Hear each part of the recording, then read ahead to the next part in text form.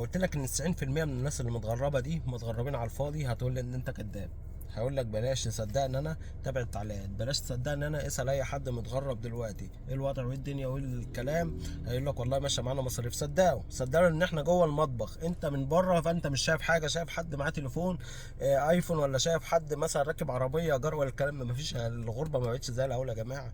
زمان الناس كان بيسافر سنه اتنين يشتري، ده حاليا دلوقتي ماشيه مصاريف، والله العظيم ماشيه مصاريف. كل واحد وعنده قصه وكل واحد عنده حكايه. هتلاقي ناس كتير قاعده من غير شغل، اللي مش لاقي يجدد اقامه. اللي بقى هتقول لي انزل، هقول لك مفيش شغل في مصر عشان الناس تنزل.